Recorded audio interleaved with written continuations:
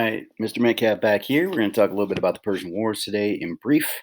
Okay, so Persia, massive empire to the south and east of Greece. Um, Actually, at their largest point, they controlled parts of ancient Greece, to include the area of Troy that we talked about in an earlier video. So let's just get into it here. This is in brief. So there we go. Persia. Okay. Uh, This is the Greeks' biggest fear: Persian invasion. Okay, um, let's take a look at this map here real quickly. Click to enable. Allow. What is happening? Okay, here we go. So this is just going to be throughout. Okay, you can see the red is going to be 490 BC. Let's just reset this. Let's just do it one at a time. So you can see them moving here, where the Persians are going to attack from. If you want to go more in depth in this, there's some really, really good stuff out there. It's just you can spend a lifetime studying these things. So, but the Persians really, really wanted to conquer this whole area, land, territory. It's very important. Okay, so you can see here the green are Greek victories, Battle Marathon. The red, like Battle Eritrea, are Persian victories. Okay. So that is the first. Okay, so then now let's look at the 10 years later. So the Greeks are going to drive them out after the first 10 years.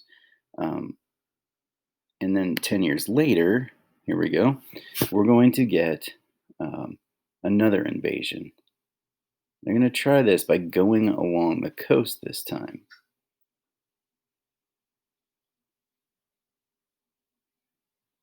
Now, this battle at Thermopylae, while it is a Greek defeat, it does allow Greeks time to gather together, and they're eventually going to be able to defeat the Persians. Okay, you have this battle of Artemisium, that is an indecisive battle. Battle of Salamis, another major battle that is also going to help determine the war. Okay, so Greeks. Okay, there's quite a bit of their territory that's going to get conquered. However, they're changing their battle tactics. Okay, they use lighter armor. Okay,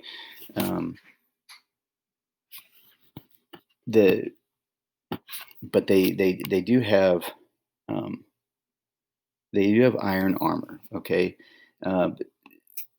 so the Greeks have these soldiers called hoplites. Each of them has a spear and a shield. They stand side by side in a formation called a phalanx. Their spears are about 12 feet long, 10 to 12 feet long. Their shields are long enough to cover them down to their shins. And what they do is they create a wall. They stand next to each other with their shields side by side, and they're almost impenetrable. Okay. So they're a lot quicker, a lot lighter, a lot faster than the Persians, who wear a lot heavier armor. So let's check this out here. Persian Wars start in Ionia. Okay. Greeks had been there a long time. The Persians settled and conquered by about 546 BC.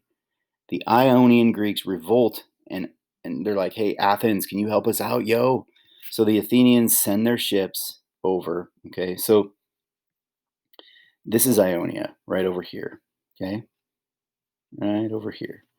So they're the Ionians are like, "Dudes, help us out." So they do, and King Darius defeats the rebels. King Darius of Persia defeats the rebels, and he's like, "Dudes, Athens, because you tried to help him out, I am going to destroy you. I am going to vow to destroy you." Okay, so in 490 BC, Darius, with about 25,000 men, is going to land here on the plains of Marathon, okay, just northeast of Athens. He's met by only 10,000 Athenians, but they are arranged in their hoplite fashion in phalanxes, okay, with their armor and everything. Or their heavier armor, excuse me. Persians have lighter armor. Okay, now Persians are not trained to fight like this. Oops, go back. They're, oops, what's going on? Something is happening to my slides. Okay. They're trained to fight in a different way, not in this whole phalanx thing. There are 6,000 Persians killed to 200 Greeks. Now, this isn't all of Darius's men, okay? The thing is, when the Athenians came out here, okay, they left Athens completely defenseless, okay? So the army leaders choose this young runner, Phidippides, to race back to Athens, tell them to fight if attacked because the army was successful. Okay. Dude runs 26 miles, delivers the message, rejoice, we conquered, then dies. Okay. The Athenian army got back to the fortified city. Now, I'm just going to throw this out there um, before we continue. They said that he only ran back to Athens. So this guy actually runs all the way to Sparta because he's asking him for help as well. And then he runs back, and that's supposedly where he dies. Okay. All right, so the Athenian army, they get back to the fortified city when the Persian fleet shows up because it takes, so they're walking, they're marching at a fast pace. Everything's ready for them to get, for when they get back. Okay, because Phidippides ran back to tell everybody, to tell them what's up. Okay, it takes a bit to load your fleet back up and deal with your wounded and things like that. Okay, it wasn't just this, hey, let's jump on our stuff and go. All right. Um, when the Persian fleet does show up at Athens, right over here, they see that they're heavily defended and they retreat. Okay. And then that's going to be it for about 10 years. No major big battles for about 10 years. Okay. So next we get the Battle of Thermopylae. Okay. 480 BC, 10 years later, the son of Darius, Xerxes, he gathers this massive invasion force, possibly 150,000 men, possibly 250,000 men. It depends on which historian you look at, but this is Army and Navy. Okay. The problem at this time is that the Greeks are really badly divided. Some of them want to fight the Persians. Others thought it was wiser to let Xerxes destroy Athens because he's trying to carry on his father's vow to destroy Athens. Okay. Um, some Greeks fight for the Persians. Okay. Which is a problem. You have three different groups. Some people take Athens, leave us alone, which it's not really going to happen if you think about it. They take Athens, they're going to hunger for more. Okay. Some people are like, we've got to fight the Persians. Right. And then there's some that are fighting, some Greeks that have just decided, okay, I'm going to fight for the Persians. Right.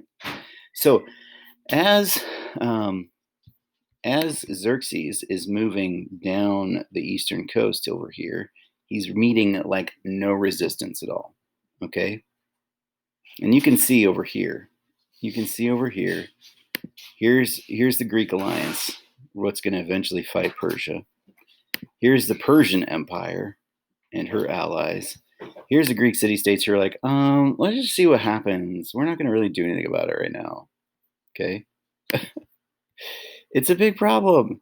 So Xerxes is finding like absolutely no resistance as he moves down eastern Greece. Okay. Now, King Leonidas and the Spartans, and we saw this in the video just a little bit ago where the wife says, come back with your shield or on it. King Leonidas of Sparta decides to disobey or go against the Senate and Spartans in Sparta's go against their authority and take 300 Spartans to the hot gates. Now, at the same time, there's going to be about 6,700 or so other Greeks that are going to come with King Leonidas. So there's about 7,000 Greeks meeting between 150 and 250,000 Persians. But they're going to go to this spot called the Hot Gates in a place called Thermopylae. Okay, and the video is really crappy, so I'm not going to show it to you. But what it is, actually, I can, well, let's see if I can find a little picture. Layout of the Hot Gates. Yeah, here we go. So I can kind of show you what it would look like here.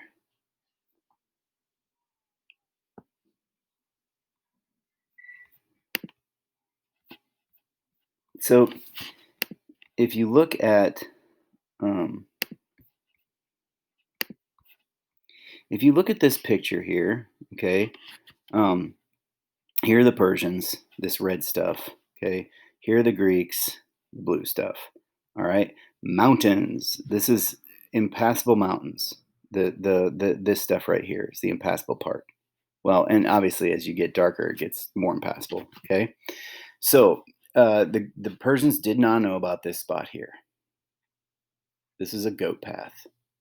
All right, which is eventually how they're going to get around um, behind the Spartans to defeat them.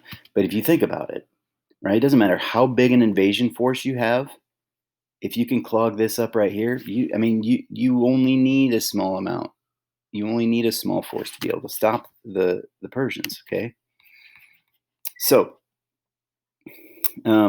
Xerxes, kind of like his dad, he underestimates Greek fighting ability. The Greeks, with only 7,000 men, hold the pass for 3 days, and then the story goes, and this is where one of the first historians is going to come into play. Um, he is going to he's going to record that a traitor is going to tell the Persians about a goat path that goes around behind the Spartans, right? Like that picture I just showed you. Right here, he's going to show you, he's going to show the Persians are going to eventually get around behind after the 3 days and defeat the Greeks, okay? After they've already lost a ton of people, okay? Now, the 300 Spartans did volunteer to stay behind with their king to cover the retreat of the other Greeks so that they could get back and so they could tell the other Greeks back home, hey, this is what's going on. We bought enough time. Let's gather a force. Let's defeat these guys. Okay. The 300 Spartans volunteer. They all die. Okay. But this makes a huge impression on all the Greeks. And eventually they're going to come together and they're going to defeat the Persians. Okay. Now we got another great battle. Okay. Because at the same time, the Athenians are trying to figure out how to defend their city. So the guy who's in charge there, Themistocles, he's the Athenian leader.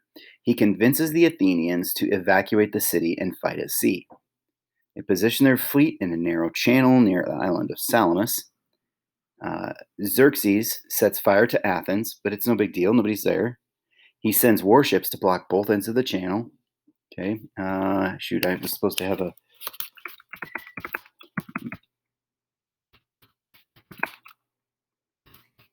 So here's the Battle of Salamis map. Trying to figure out which one the best one is here. I got to find one that's big enough so when I open it on the.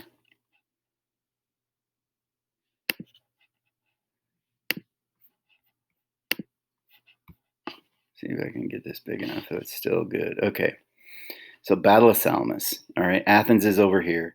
They have come in here to this small channel right here. Okay. So the channel is narrow. Okay. Greek ships are smaller. They can turn this channel in here. Okay. So it's a lot easier for the Greek ships to maneuver, not the Persian ships. All right. They batter the Persians. Persians lose about a third of their fleet. In 479 BC, the Greeks beat Xerxes at the Battle of Plataea. They've had plenty of time now with the Battle of Salamis and the Battle of Thermopylae, giving them time to get their people together, and they form a special league. At least the Athenians do, not with Sparta.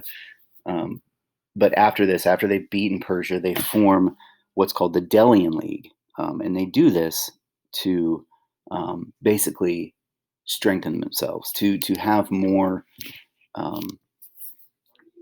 strength together. Okay, so the Delian League is coming together.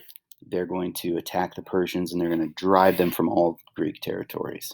Okay, putting an end to the Persian threat in ancient Greece. Okay, so there are some consequences to the Persian Wars, both good and bad. Okay, And Athens is going to benefit big time from the Persian Wars.